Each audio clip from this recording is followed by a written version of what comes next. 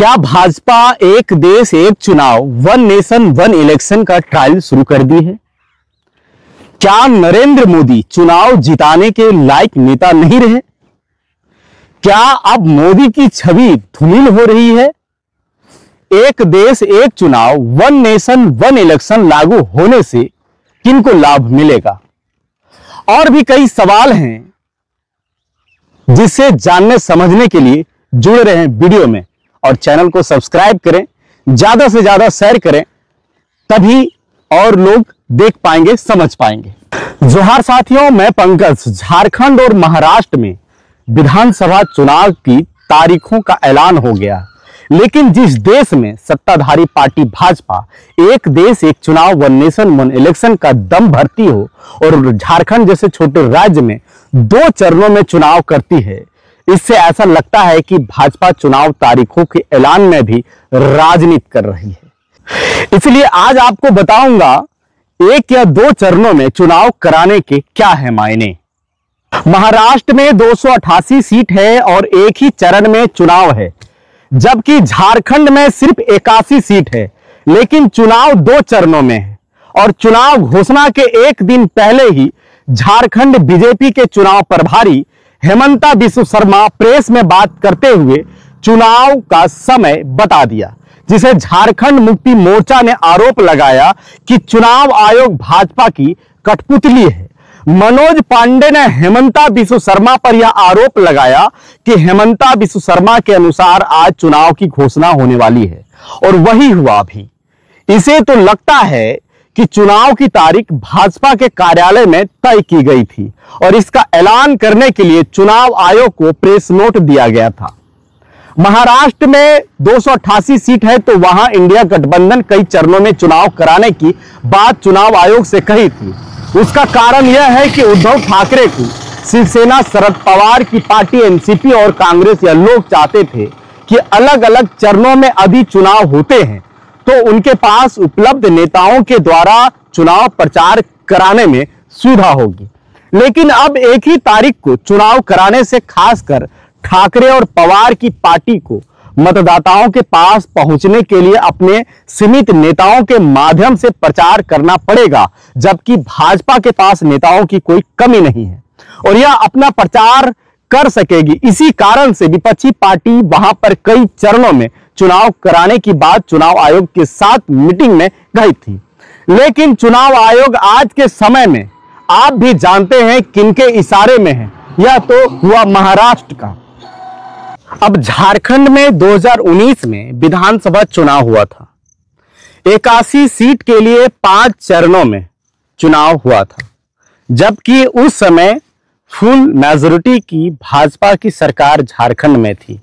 इसके बावजूद भारतीय जनता पार्टी उस चुनाव में पूरी तरह हार गई। जिस राज्य में 2019 में 5 चरणों में 81 सीट के लिए चुनाव कराया गया था, उसी झारखंड राज्य में इस समय सिर्फ 2 चरणों में चुनाव क्यों कराया जा रहा है? सीधा सा मतलब है एक देश एक चुनाव वन नेशन वन इलेक्शन का ट्रायल। अब एक देश एक चुनाव वन नेशन वन इलेक्शन से देश में जनता को फायदा होगा या राजनीतिक पार्टी को, आप साफ साफ समझ सकते हैं।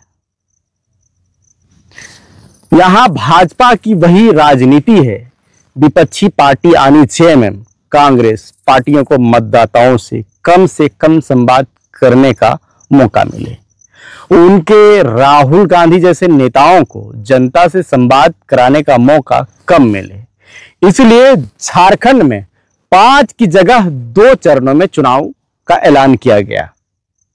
भाजपा के पास कई राज्यों में अपनी सरकार है, तो वहां के मुख्यमंत्री, केंद्रीय मंत्री झारखंड के चुनाव के प्रचार में लगेंगे ही। झारखंड की गलियों में नरेंद्र मोदी भी तो होंगे, जनता से संवाद करने के लिए आएंगे ही। भारतीय जनता पार्टी को झारखंड में सिर्फ 2 चरणों में चुनाव कराने से दूसरी पार्टियों की तुलना में ज्यादा वोट बटोर पाएगी कम चरणों में। यह भाजपा की नीति है। हरियाणा इसी का परिणाम है। झारखंड में वोटिंग होने से हेमंत सोरेन, कल्पना सोरेन और राहुल गांधी जैसे नेता कई सारे जगह पर नहीं पहुंच पाएंगे, जिसका फायदा भारतीय जनता पार्टी लेना चाहती है।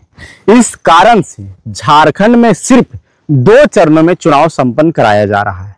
यह तो हुआ अभी की हकीकत। एक कारण और भी है, नरेंद्र मोदी की छवि का धूमिल होना।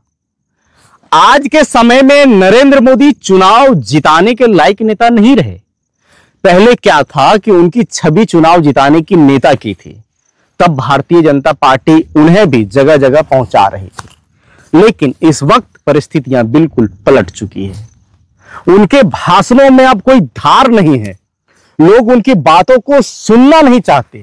एक ही बात को कई सभाओं में रट रटा कर बोलते हैं, जैसे कि देखने को मिला है कोल्हान में जमशेदपुर जब गए तो जो भाषण दिए वही हजारीबाग की जमीन पर दिए। वहां भी अपनी नाकामयाबी की सबूत पेश की और हजारीबाग की जमीन में भी यही कह गए कि हम एक नाकामयाब असफल प्रधानमंत्री हूं, क्योंकि हमसे करप्शन, घुसखोरी कम नहीं किया जा सकता, खत्म नहीं किया जा सकता। और वह दूसरे पर लक्षण लगा रहे थे, जबकि वह एक प्रधानमंत्री है। देश उसके हाथों में है। जैसे सीजीएल में पेपर लीक की बात को उठा रहे हैं, जबकि एजेंसी को वह आदेश नहीं दे रहे हैं कि कहां चूक हुई है। इसकी जांच कर त्वरित कार्रवाई हो। मैं देश के प्रधानमंत्री होने के नाते प्रदेश के संबंधित विभाग को नोटिस करते हैं, लेकिन उल्टा वाहवाही लेकर जनता को सुना रहे हैं कि देखो मैं एक असफल प्रधानमंत्री हूं, मुझसे ज्यादा पावरफुल झारखंड में हेमंत सोरेन है। तो आप समझ सकते हैं कि उनके भाषणों में कितना दम है। और वैसे में चुनाव को ज्यादा दिन खींचना भारतीय जनता पार्टी के लिए भी नुकसान है। जिस तरह से हरियाणा में ईवीएम मशीनों में बैटरी का चार्ज मतगणना के दिन 99% दर्ज किया गया, उसको देखते हुए सोशल मीडिया पर कई मीम्स वायरल हो रहे हैं। 20 नवंबर चुनाव समाप्त होगा। 21 या 22 नवंबर को ईवीएम की बैटरी 99% की जाएगी, मतलब ईवीएम बदली जाएगी और 23 नवंबर को काउंटिंग होगा। अब रिजल्ट समझ लीजिए क्या होगा। ये सब चीजों को रोकने के लिए सभी पार्टियों को फॉर्म 17C के बारे में बूथ स्तर के कार्यकर्ताओं को डीएमके पार्टी की तरह ट्रेन करना चाहिए। आनी 17C का संग्रह सभी बूथों पर हो जाए तो निश्चित रूप से ईवीएम की गड़बड़ी रोकी जा सकती है। लोकसभा में डीएमके ने सभी बूथों में 17C का संग्रह किया था और वहां का रिजल्ट भाजपा को लेकर सुननी थी। चुनाव जीतने का हजारों हथकंडा भाजपा इस्तेमाल करती है, जैसे अपने विरोधियों पर केंद्रीय एजेंसियां, ईडी, सीबीआई को लगाना। हाल ही में हेमंत सोरेन के एक मंत्री के कई ठिकानों पर छापामारी हुई थी। संबंधित मंत्री ने न्यूज चैनल में स्पष्ट कर दिया कि उसे बीजेपी में शामिल होने का लगातार दबाव दिया जा रहा है।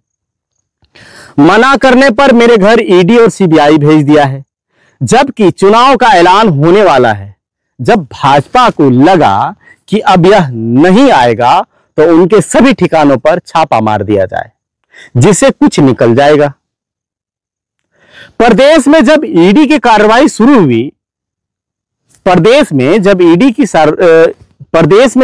की कार्रवाई शुरू हुई हो तो उससे साफ साफ पता चल जाएगा कि चुनाव आने वाला है।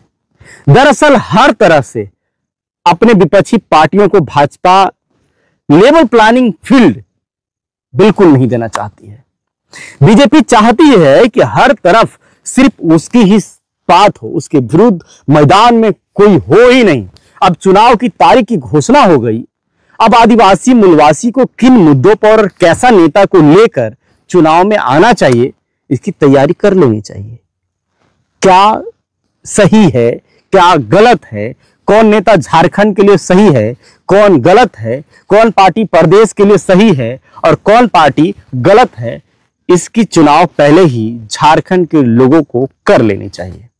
अब समाज के लोगों को आगे जाकर संबंधित नेता से अपने ग्राम स्तर के विकास को लेकर सवाल करना चाहिए। जो नेता उनके सवालों में फिट बैठेगी उन्हें ही चुनना चाहिए।